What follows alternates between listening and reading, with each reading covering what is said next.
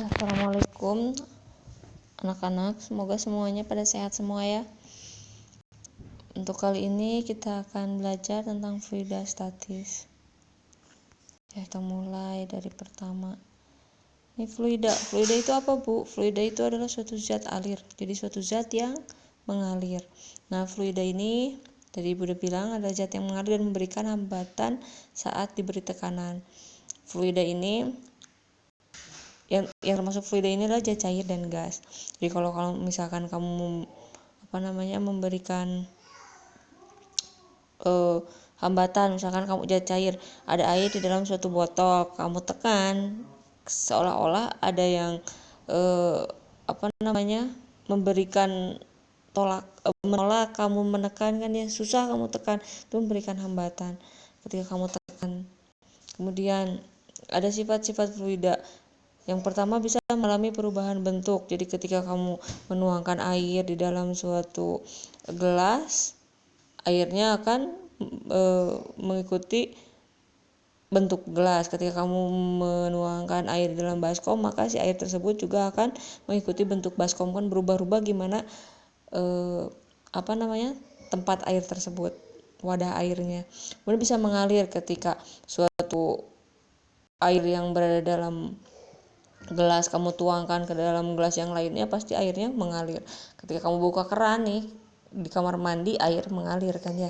Kemudian bisa memiliki kemampuan untuk menempati suatu wadah atau ruang. Misalnya balon, kamu memberikan gas kepada balon, nah si gas tersebut otomatis akan mengisi balon. Ketika kamu mengisi gas ke dalam ban motor, maka si gas tersebut akan mengisi ban motor. Begitu ya, itu adalah menempati suatu wadah atau ruang. Selanjutnya, kita akan pelajari tentang fluida statis atau kita sebut dengan hidrostatika. Fluida itu sebetulnya ada dua, ada fluida statis dan ada fluida dinamis. Fluida statis itu membahas tentang karakteristik fluida saat diam. Ibu, fluida yang saat diam itu seperti apa? Seperti ini nih, ada air di dalam gelas, ada air di dalam tabung. Itu kan diam semua ketika si gelasnya nggak bocor, airnya diam. Nah, fluida yang di dalam gelas ini yang akan kita pelajari. Oke, selanjutnya ada beberapa besaran di dalam fluida statis yang harus kita pelajari. Yang pertama adalah massa jenis. Massa jenis ini disebut juga dengan kerapatan. Lambangnya Rho, satuannya kilogram per meter pangkat 3. Untuk mencari besarnya massa jenis dalam suatu benda, maka kita tinggal menggunakan rumus massa jenis sama dengan massa dibagi volume. Nah, massa jenis ini disebut juga dengan kerapatan. Kerapatan apa, Bu? Kerapatan partikel penyusun suatu benda. Jadi partikel air, kan air itu disusun oleh partikel-partikel air.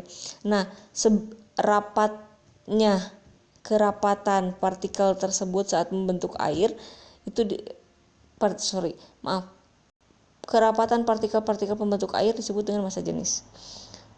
Nah, sama nggak sih, Bu, kerapatan partikel yang membentuk air dengan kerapatan partikel yang membentuk minyak? Beda. Jadi secara berarti kita bisa katakan bahwa massa jenis air dengan massa jenis minyak itu berbeda. Ya, jadi massa jenis suatu benda itu berbeda-beda tergantung kerapatan partikel penyusunnya. Selanjutnya, karena tadi Ibu bilang kerapatan suatu benda itu berbeda-beda, maka ada yang nilainya lebih besar dan ada yang nilainya lebih kecil. Ketika nilai suatu massa jenis lebih kecil dibandingkan dengan massa jenis benda lain, misalkan massa jenis nih seperti ini di gelas, ada massa jenis minyak dengan massa jenis air, itu berbeda massa jenisnya. Kalau minyak massa jenisnya lebih kecil daripada massa jenis air, maka si minyak ketika disatuin dengan air itu akan berada di atas. Tapi kalau massa jenis minyak itu lebih besar daripada air, maka si minyak akan di bawah. Tapi kalau yang ini memang massa jenis minyak itu lebih kecil dibandingkan massa jenis air. Contoh lain, misalnya besi, massa jenisnya lebih besar daripada air, maka ketika si besi dicelupkan ke dalam air gak mengapung, tapi dia akan tenggelam, berada di bawah. Kenapa? Karena massa jenis besi lebih besar daripada massa jenis air. Nah, contoh lainnya itu ada pada kapal selam. Ketika kapal selamnya mengapung, maka kapal selam ini massa jenisnya lebih kecil daripada air. Ketika melayang, massa jenisnya sama dengan massa jenis air. Dan ketika tenggelam, massa jenis dari kapal selamnya lebih besar dibandingkan massa jenis air. Oke, nah ini daftar massa jenis beberapa zat. Jadi tadi Ibu udah bilang kalau sebuah zat itu akan berbeda massa jenisnya dengan zat yang lain. Satu zat akan berbeda dengan massa jenis satu zat dengan massa jenis satu zat yang lainnya akan berbeda. Contohnya ini tadi air, ini air dalam suhu 4 derajat Celcius, massa jenisnya 1 gram cm kubik, alkohol 0,79 gram per cm kubik. Nah ini kalau dicampurkan itu nggak bisa nyampur sebenarnya, pasti si alkohol akan di atas air karena si alkohol lebih kecil daripada air. Coba minyak, nah minyak tanah ini 0,8, air 1, ketika dicampurkan nggak akan bercampur, tapi dia akan berpisah, si minyak tanah akan ke atas, air akan di bawah. Tapi beda lagi dengan aluminium. Coba lihat aluminium 2,7, ketika dimasukkan ke dalam air dia akan tenggelam karena lebih besar massa jenisnya dibandingkan dengan air. Nah, lihat aluminium dengan besi sama-sama logam, kan massa jenisnya berbeda. Air dan alkohol dan minyak sama-sama zat cair, tapi massa jenisnya berbeda ya. Oke, lanjut. Selanjutnya adalah tekanan. Tekanan ini adalah gaya yang bekerja tegak lurus terhadap luasan permukaan bidang. Nih, ada gaya F, kita berikan ke permukaan kubus yang luasnya A. Nah, si gaya yang kita berikan ke luasan A ini disebut dengan tekanan. Lambangnya tekanan itu P, satuannya adalah Pascal. Untuk mencari besar tekanan, nilai tekanan itu sama dengan rumus gaya dibagi luas. Oke, selanjutnya ada yang disebut dengan tekanan hidrostatis. Kalau tadi tekanan aja, itu tekanan berada di udara. Kalau ini tekanan hidrostatis, itu tekanan yang diberikan oleh zat cair pada suatu benda. Misalnya nih ada akuarium, di dalamnya ada ikan. Nah, si air yang di dalam akuarium memberikan tekanan kepada ikan. Nah, tekanan itu yang disebut dengan tekanan hidrostatis. Tekanan hidrostatis ini lambangnya pH, satuannya Pascal. Untuk mencari besarnya tekanan hidrostatis itu pakai rumus tekanan hidrostatis sama dengan massa jenis dikali percepatan gravitasi dikali ketinggian. Ketinggiannya apakah ketinggian diukur dari dasar atau di ketinggian dari permukaan? Ya, yang jelas pasti ketinggiannya itu yang diukur dari permukaan ke benda. Jadi kalau misalnya ketinggian airnya 14 cm, ketinggian ikannya dihitung dari dasar 4 cm, maka ketinggian yang akan dipakai pada rumus ini adalah 14 dikurangi 4, yaitu 10 cm gitu ya. Selanjutnya, itu ada tekanan mutlak. Tekanan mutlak ini kita dapatkan dari penjumlahan tekanan di udara. PO itu tekanan atmosfer atau tekanan benda di udara ditambah dengan tekanan hidrostatis ya. Selanjutnya adalah ini hukum utama hidrostatis. Tadi kan udah besaran-besaran dalam fisika, fluida statis. Nah, ini adalah hukum-hukum yang ada di dalam fluida statis. Yang pertama adalah hukum utama hidrostatis. Ini menyatakan bahwa semua titik yang berada pada bidang datar yang sama dalam fluida homogen memiliki tekanan total yang sama. Jadi tekanan titik A dengan titik kanan titik B itu adalah sama. Sehingga PA sama dengan PB, di mana PA-nya rumusnya tadi PA-nya ini adalah tekanan hidrostatis di A, di mana rho GH tadi ya. Rho A itu adalah massa jenis A, G itu percepatan gravitasi, H itu adalah ketinggian A. Nah, ini yang B-nya karena G sama-sama ada G, ini di kiri ada G, di kanan ada G. Kalau kita sama-sama bagi dengan G, maka hilang G-nya. Sehingga rumus akhirnya adalah massa jenis A dikali ketinggian A sama dengan massa jenis B dikali ketinggian B. Ini ada contoh soal. Nih dilihat contoh soal. Ke dalam sebuah pipa U dimasukkan air dan minyak sehingga yang dicapai keadaan stabil seperti gambar di samping. Massa jenis airnya sekian. Tentukanlah perbedaan ketinggian air dan minyak. Ini berarti ketinggian minyaknya H2. Perbedaan ketinggian antara air dan minyak itu delta H. Ya, yang kita ketahui itu ro air sama dengan 1000 kg per meter kubik, massa jenis minyak 800 kg per meter kubik, ketinggian air 8 cm atau kita rubah ke meter jadi 0,08 meter. Yang ditanyakan adalah delta H atau perbedaan ketinggian. Nah, kita pakai rumus ini, tekanan air sama dengan tekanan minyak. Berarti kita tadi kita tahu bahwa rumusnya menjadi massa jenis air dikali ketinggian air sama dengan massa jenis minyak dikali ketinggian minyak. Massa jenis air 1000, ketinggian air 0,08, massa jenis minyak 800 dikali H minyak, ketinggian minyak. Maka kalau kita mau mencari ketinggian minyak, si 800 itu harus dipindah ke sebelah kiri. Kalau asalnya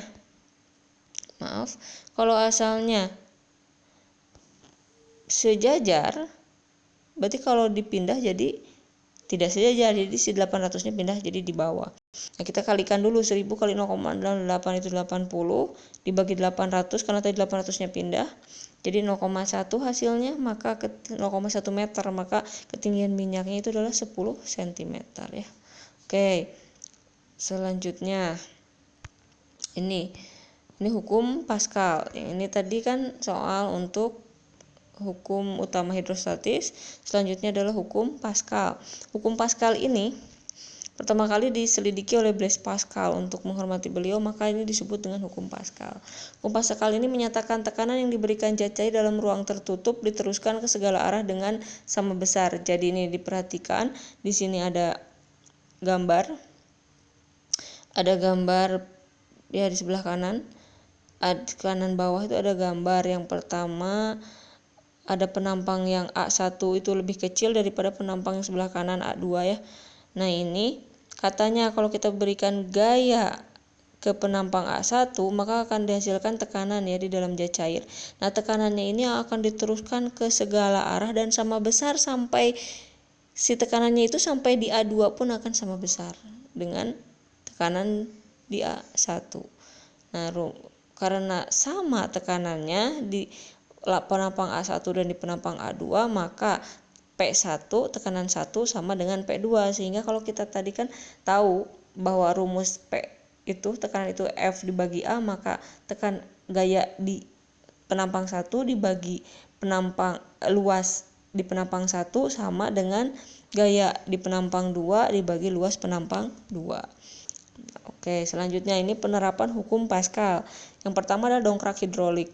Ini deh, kalau kalian punya mobil nih, amin, kemudian bannya kempes, untuk bisa mengangkat mobil tersebut, kan untuk mengganti bannya kamu harus mengangkat mobil ya. Nah, kan nggak bisa kamu ngangkat sendiri pakai tangan, berat, maka diperlukan dongkrak hidrolik.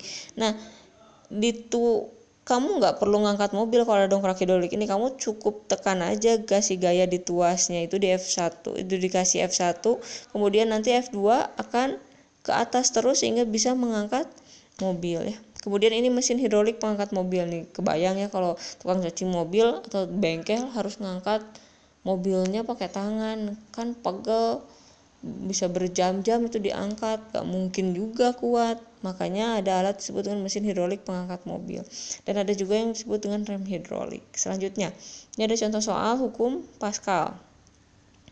Ini ya soalnya ini, kemudian baca sendiri. Ini ada gambar di sebelah kanannya. Ini maaf ya salah, ini A1 harusnya 50 cm pangkat 2, A2 nya harusnya 4000 cm pangkat 2, ibu salah nulis, maaf. Ini ada di F1 ini katanya ada tekanan di A1, ada gaya yang diberikan pada A1, mana tadi, gaya diberikan pada A1 ini tekanannya harus sama. Nah, gaya ini F2 ini adalah gaya yang menekan, gaya F2 itu gaya yang bekerja pada A2. Nah, yang diketahui di sini ada A1-nya 50 cm pangkat 2, A2-nya itu adalah 4000 cm pangkat 2, F2-nya itu adalah 16.000 Newton. Yang ditanyakan adalah F1-nya. Nah, katanya ini tekanannya sama di semua tempat, maka P1 akan sama dengan P2, sehingga kita pakai rumus F1 per A1, F2 per A2. F1-nya yang ditanyakan, A1-nya 50, F2-nya 16.000, A2-nya 4.000. Nah, kita formulasikan dulu yang 16.000 dibagi 4.000 itu 4. Nah, ini F1 dibagi 50, karena kita yang tanyakan F1 yang kita cari, maka 50-nya yang pindah, asalnya di bawah dipindah ke kanan, jadi di atas, jadi dikali 4 kali 50 200 Newton ya. Oke. Selanjutnya adalah hukum Archimedes. Kata si Archimedes itu katanya suatu benda yang dicelupkan ke dalam suatu zat cair akan mengalami gaya ke atas, atau kita sebut dengan FA, yang nilainya sama besar dengan gaya berat zat cair yang dipindahkan atau yang tumpah oleh benda tersebut. Jadi kalau kamu misalkan punya air di dalam gelas, kemudian kamu kasih es batu atau kamu kasih batu, maka permukaan si airnya itu kan bertambah kan, akan naik ke atas. Yang asalnya sebelum ada batu sama sudah ada batu kan beda permukaan airnya, betul ya. Nah, si WF ini itu adalah gaya gaya berat air yang pindah tadi, misalkan sebelum ada batu mah 50 cm, ketinggian airnya sesudah ada batu mah jadi 60 cm, maka perbedaan ketinggiannya itu jadi 10 cm. Nah, si air yang di 10 cm itu tuh yang gaya berat air yang di situ tuh yang disebut dengan WF. Oke. Kemudian ini adalah keadaan benda dalam hukum Archimedes. Nah, katanya dalam suatu benda itu, kalau benda di dalam fluida itu ada 3 kemungkinan, mungkin terapung, mungkin melayang, mungkin tenggelam. Kalau yang terapung itu ketika si bendanya massa jenisnya lebih kecil dibandingkan air, dibandingkan dengan zat cairnya, atau gaya ke atasnya lebih besar dibandingkan dengan gaya berat bendanya. Kemudian kalau melayang itu gaya ke atasnya atau sama dengan gaya berat bendanya, atau massa jenis bendanya sama dengan massa jenis fluidanya. Nah, kalau tenggelam gaya ke atasnya lebih kecil daripada gaya berat dan massa jenis bendanya lebih besar dibandingkan massa jenis fluida. Nah, kata si Archimedes juga katanya gaya Archimedes menyebabkan berat benda dalam zat cair seolah berbeda dengan beratnya di udara. Oleh karena itu, berat benda di dalam air disebut berat semu yang dirumuskan sebagai berikut. Jadi jadi karena adanya gaya Archimedes itu gaya ke atas, FA tadi, itu katanya karena ada gaya itu, maka berat benda di dalam air dengan berat benda di luar air itu berbeda. Nah, WBF ini adalah gaya berat benda yang tercelup di dalam fluida itu sama dengan gaya berat benda di udara dikurangi FA itu dikurangi gaya ke atas. Nah, rumusnya ini ya, yang di bawah itu WBF sama dengan rho B dikurangi rho F dikali G dikali VBF itu. Oke. Selanjutnya, ini penerapan hukum Archimedes, teknologi perkapalan. Oke, jadi ini si kapal itu kan terbuat dari besi. Kenapa bisa terapung di dalam air? Karena sedemikian rupa dikasih rongga supaya diisi udara. Kemudian nanti si massa jenis kapalnya itu lebih kecil dibandingkan dengan massa jenis air. Kemudian jembatan ponton ini misalkan ada kayak jembatan ponton itu ada drum kosong diisi udara, kemudian dijajarin, di atasnya dikasih papan misalkan jadi jembatan. Kemudian balon udara itu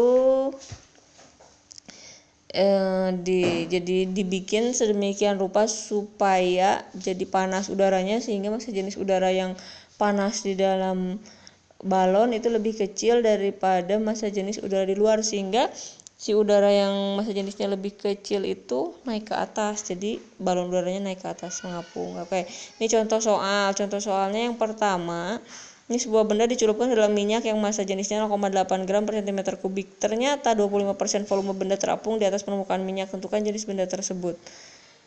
Nah, jadi di sini ada benda dicelupkan ke dalam minyak. Si bendanya itu nongol 25% volumenya. Ya, jadi nggak masuk ke minyak. Jadi nggak semua benda masuk ke minyak.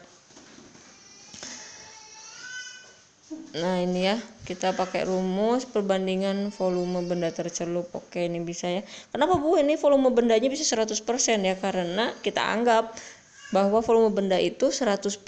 Nah, yang nongol di permukaan 25%, yang tercelup berarti 75%, sehingga volume benda dalam fluida itu adalah 75%. Oke, selanjutnya ini nah, ini sebuah benda memiliki berat 6 Newton di udara dan 4 Newton di dalam air. Jika massa jenis air sekian, tentukan massa jenis benda tersebut. Yang pertama kita pakai rumus berat semu benda nih. Maka kita dapatkan gaya ke atasnya 2 Newton. Kemudian berdasarkan rumus Archimedes kita pakai gaya ke atas sama dengan itu rumusnya. Nah, gaya ke atasnya kita udah punya dulu 2 Newton. Ini gampang, bisa ya kalian ngerjain. Tuh. Oh iya, maaf. Tadi yang mana tadi ya? Tadi ya ini bukan. Bukan yang itu. Yang mana tadi? Nah, ini belum selesai, ini baru hak minyak. Ini baru hak 2 yang dihitung. Hak minyak itu adalah hak 2, berarti ketinggian hak 2. Nah, seharusnya yang ditanyakan delta H, berarti nanti kamu tinggal cari aja hak 2, hak minyak dikurangi 8 cm, itu adalah delta H-nya. Berarti H2-nya itu 10 cm kurang 8 cm, maka delta H-nya adalah 2 cm. Oke, kita lanjut lagi ke yang tadi. Selanjutnya, ini adalah ada peristiwa unik dalam fisika, ada adesi dan kohesi. Kohesi itu adalah gaya tarik menarik antar partikel yang sejenis. Misalnya nih air di dalam daun talas, kan kamu bisa lihat air di atas daun talas itu nggak bisa airnya lengket di daun talas. Kenapa? Karena si kohesi air lebih besar dibandingkan dengan adesi air dengan partikel daun. Jadi gaya tarik menarik antar partikel air lebih besar daripada gaya tarik antar partikel air dengan partikel daun. Kalau adesi itu gaya tarik menarik antar partikel-partikel yang tidak sejenis. Jadi kayak ini melekatnya air pada dinding pipa kapiler. Si air ini partikel-partikelnya lebih besar gaya tarik menarik dengan partikel kaca dibandingkan partikel air dengan partikel air, sehingga nanti si kacanya akan basah, airnya menempel di kaca. Selanjutnya kapilaritas. Ini peristiwa naik atau turunnya zat cair melalui celah sempit atau di dalam pipa kapiler. Contohnya ini air meresap ke kain atau ke kertas. Selanjutnya meniskus cembung dan meniskus cekung. Nah, kalau meniskus cekung ini lihat kalian, cekung agak ke bawah gitu, cekung itu air di dalam pipa kapiler tuh adesinya lebih besar dari kohesinya. Kalau yang ini meniskus cembung agak ke atas gitu ya. Ini air raksa di dalam pipa kapiler. Ini kohesinya lebih besar daripada adesinya. Ya, sekian dari Ibu penjelasannya. Maaf kalau tidak maksimal. Tadinya Ibu mau nerangin di laptop tapi ternyata Ibu belum bisa. Maaf ya. Semangat terus buat kalian. Semoga sehat terus. Terima kasih karena sudah ikut pelajaran Ibu. Assalamualaikum warahmatullahi wabarakatuh. Iya, belum selesai. Oh iya, Ibu lupa, tolong kerjakan kuisnya ya. Terus dikumpulin. Terima kasih. Assalamualaikum.